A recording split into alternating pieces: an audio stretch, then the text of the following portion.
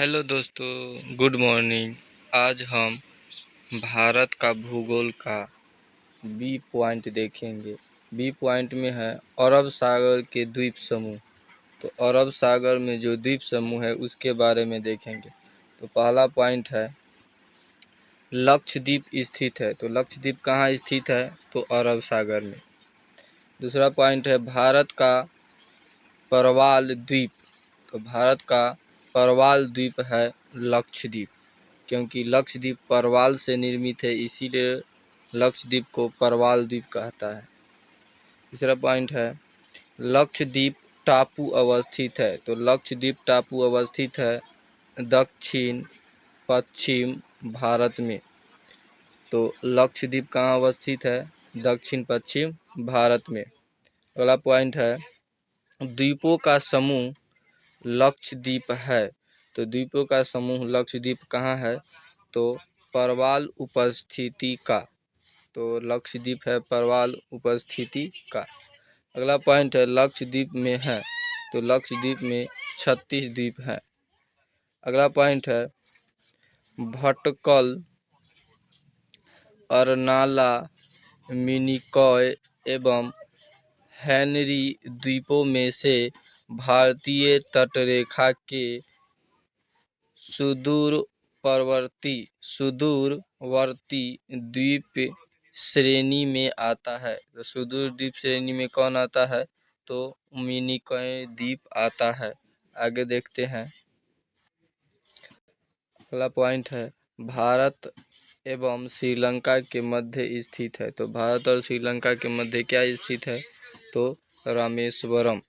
रामेश्वरम भारत और श्रीलंका के मध्य है। अगला पॉइंट है एक द्वीप पर निर्मित भारत का बड़ा नगर। तो एक द्वीप पर निर्मित भारत का बड़ा नगर कौन सा है? मुंबई। अगला पॉइंट है भारत का सर्वाधिक आबादी वाला द्वीप। तो भारत का सर्वाधिक आबादी वाला द्वीप सालसेत द्वीप। अगला ये पॉइंट है सही सुमेलित। तो सही सुमेलित को देखते हैं। सूची 1 और सूची 2 को सुमेलित करना है। पहला में है व्यंत यशोधर। व्यंत यशोधर कहाँ है? तो कच्छ की खाड़ी में है, और कच्छ की खाड़ी गुजरात में है। अगला है पीरम। पीरम कहाँ है? तो खंभात की खाड़ी में है। अगला है द्वारिका। द्वारका कहाँ है? तो द्वारका है अरब सागर में। द्वारका कहाँ है? अरब सागर में है। आगे देखते हैं।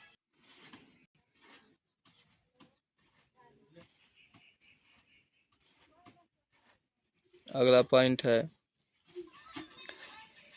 द्वीप। द्वीप द्वीप कहाँ है? तो काठियावाड़ तट पे। द्वीप कहाँ है? काठियावाड़ तट पे। अगला है कोरी क्रीक। कोरी क्रीक स्थित है। तो कोरी क्रीक कहाँ स्थित है? तो कच्छ के रण में स्थित है। अगला पॉइंट है सर क्रीक। सर क्रीक विवाद है। तो सर क्रीक विवाद किसके बीच है? तो भारत और पाकिस्तान दोनों के मध्य। तो भारत और पाकिस्तान दोनों देश के मध्य सर क्रीक रेखा विवाद है। अगला पॉइंट है भारत के राज्य केंद्र शासित प्रदेश के बारे में देखेंगे, जिसमें से पहला है राज्य। पहले राज्य के बारे में देखते हैं। अगला पॉइंट है लातूर जिला है। तो लातूर जिला कहाँ है? तो महाराष्ट्र में है। अगला पॉइंट है विदर्भ एक प्रादेशिक नाम है भारत में और यह अंग है। तो भारत में यह अंग कहाँ है? तो महाराष्ट्र का है। अगला पॉइंट है पाट अंचल। पाट अंचल अवस्थित है। तो पाट अंचल कहाँ अवस्थित है? तो पाट अंचल झारखंड में अवस्थित है। अगला पॉइंट है झुमरी तलैया। झुमरी तलैया ये इसको रेडियो पर गीतों की डमरमाइश के लिए प्रसिद्ध है। ये कहाँ है? तो ये भी झारखंड में है। अगला पॉइंट है भारत का कोहिनूर कहा जाता है। तो भारत का कोहिनूर किसे कहा जाता है? तो भारत का कोहिनूर कहा जाता है आंध्र प्रदेश को। अगला पॉइंट है मणिपुर का अधिकांश धरातल है। तो मणिपुर का अधिकांश धरातल है पर्वतीय। अगला पॉइंट है मणिपुर में कुछ लोग लटकी हुई गाद से बंधे अमर्त को क्या कहते हैं? मणिपुर में कुछ लोग लटकी हुई गाद से बंधे अमर्त और शर्ती वनस्पति के तैरते हुए द्वीपों पर बने हुए मकानों में रहते हैं। इन द्वीपों को कहते हैं, तो इन द्वीपों को कहा जाता है फूमडी कहा जाता है। अगला पॉइंट है भारत में सिलिकॉन स्टेट के नाम से जाना जाता है। तो भारत में सिलिकॉन स्टेट के नाम से जाना जाता है कर्नाटक, बेंगलुरु शहर। अगला है भारत में सिलिकॉन वैली स्थित है। तो भारत में सिलिकॉन वैली कहाँ है? बेंगलुरु में है। अगला पॉइंट है सही सुमेलित कीजिए। सही सुमेलित कीजिए इसमें औरंगाबाद। तो औरंगाबाद कहाँ है? तो औरंगाबाद महाराष्ट्र में है। दूसरा है पालनपुर कहाँ है? तो गुजरात में है। आगे देखते हैं। अगला है हुबली कहाँ स्थित है? तो हुबली कर्नाटक में स्थित है। अगला है कुंडूर कहाँ स्थित है? तो आंध्र प्रदेश में स्थित है। आगे देखते हैं। अगला पॉइंट है सुमेलित।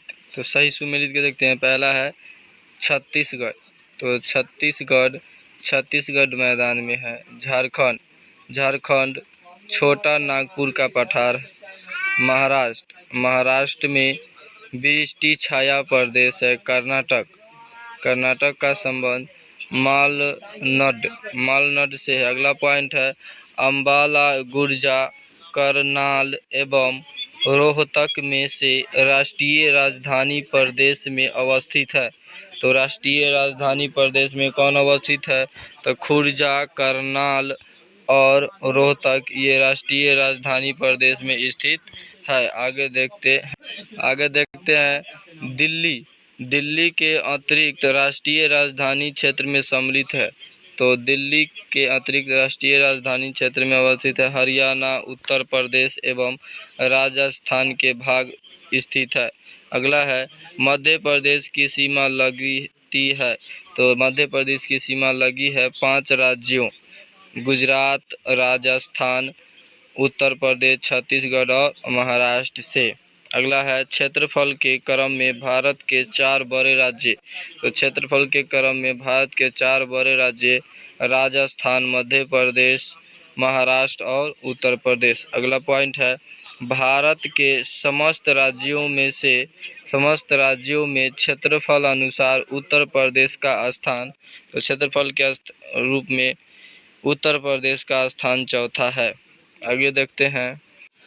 अगला पॉइंट है भारत के राज्यों हिमाचल प्रदेश, उत्तराखंड, छत्तीसगढ़ एवं झारखंड का उन क्षेत्र के अवरोही क्रम में सही क्रम। तो अवरोही क्रम में सही क्रम है छत्तीसगढ़, झारखंड, हिमाचल प्रदेश, उत्तराखंड। अगला पॉइंट है कर्नाटक, राजस्थान, तमिलनाडु एवं महाराष्ट्र का उनके भौगोलिक क्षेत्रफल के अनुसार घटता क्रम। तो भौगोलिक क्षेत्रफल के अनुसार घटता क्रम क्या है? तो सबसे बड़ा राजस्थान, महाराष्ट्र, कर्नाटक और तमिलनाडु है। अगला पॉइंट है उत्तर प्रदेश, मध्य प्रदेश, राजस्थान एवं उत्तराखंड राज्यों में से क्षेत्रफल में सबसे छोटा। तो क्षेत्रफल में सबसे छोटा है उत्तराखंड।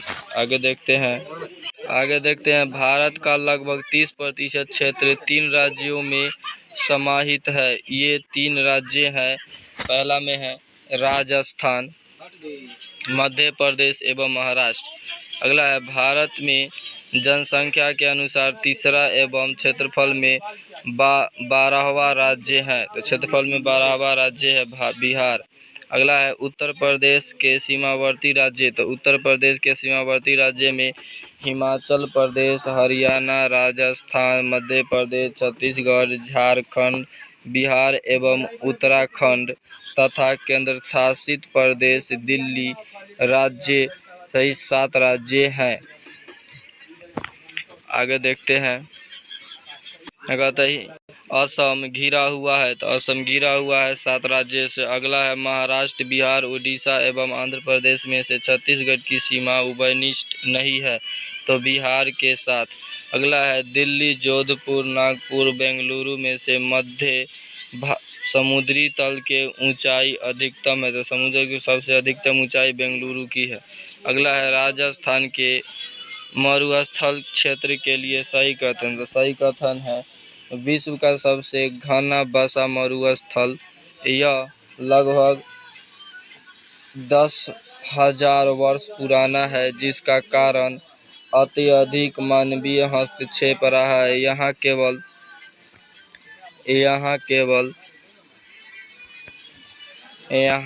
केवल 40 से 60% क्षेत्र ही कृषि हेतु उपयुक्त है।